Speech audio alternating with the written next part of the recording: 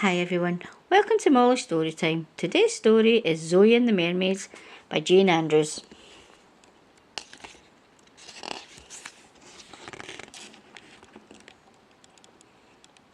At last it was the summer holidays and the fairies were enjoying a day at the fairies' special beach where the sun always shines and the sea is just the right temperature for swimming in. As soon as they arrived, the fairies scattered along the beach, splashing, playing and swimming.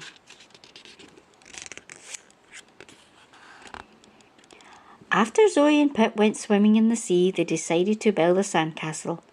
"Wouldn't it be great if we saw some mermaids here?" Zoe said, as they made their way back to the Fairy Queen. "We'll have to keep an eye out," Pip replied. They told the Fairy Queen that they were going further down the beach where there were fewer fairies and more sand, and that they were on the lookout for mermaids. "I'm not certain you'll see any mermaids," the Fairy Queen said, "but see if you can find me a pretty shell instead."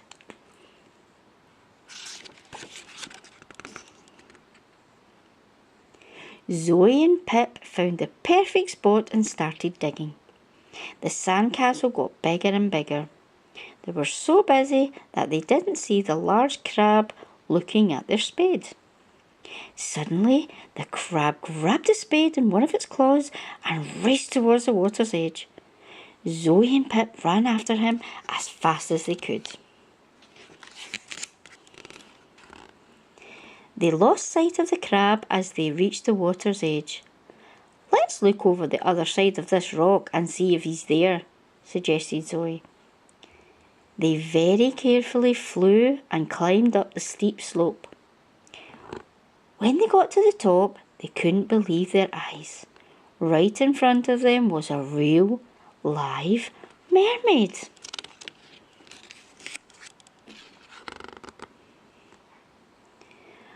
But then they heard the sound of crying, so they climbed down the rocks to ask what was wrong. "My sister is stuck under some coral and I can't get her out," sobbed the mermaid. "The sea cucumber is staying with her while I try to find help." Zoe and Pip knew right away that they had to help. They used their magic to make bubbles over their heads so they could breathe underwater, and used their wands to light their way. Under the water it was beautiful.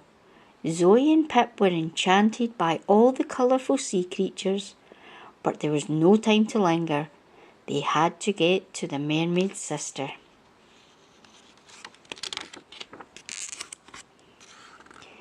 When they reached the trapped mermaid, they tried together with all their might to pull her out, but it was no good. She was stuck fast.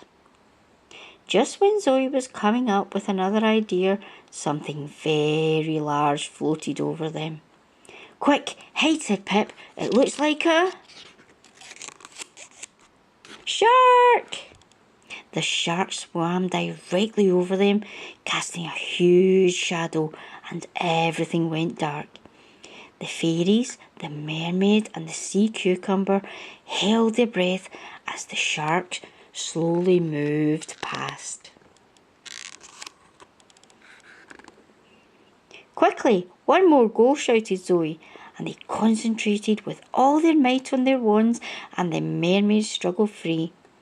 Zoe and Pip turned to face the shark. "Now wave your wand hard," Pip said. "I think if we can cast the right spell, all the shark's teeth will fall out." Both fairies waved their wands for all they were worth, and watched as the shark's teeth came loose and drifted to the ocean floor. The surprised shark swam away as fast as he could. "Phew," says Zoe, "that was close."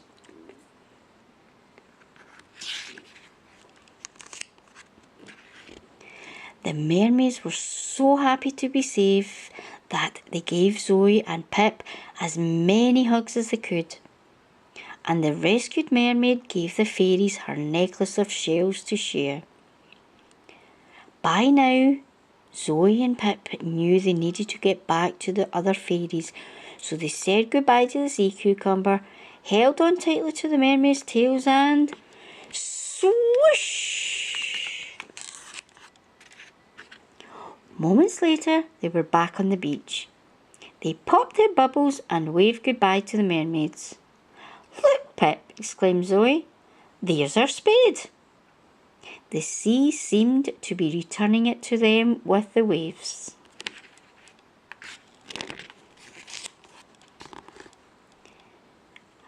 Back at the beach, Zoe and Pip presented the fairy queen with a shell necklace. "How lovely," the queen said.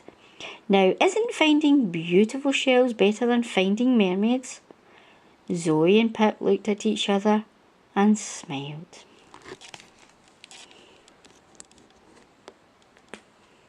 If you like this video, please click the like button below, and if you want to keep up to date with all the other stories, please subscribe to my channel.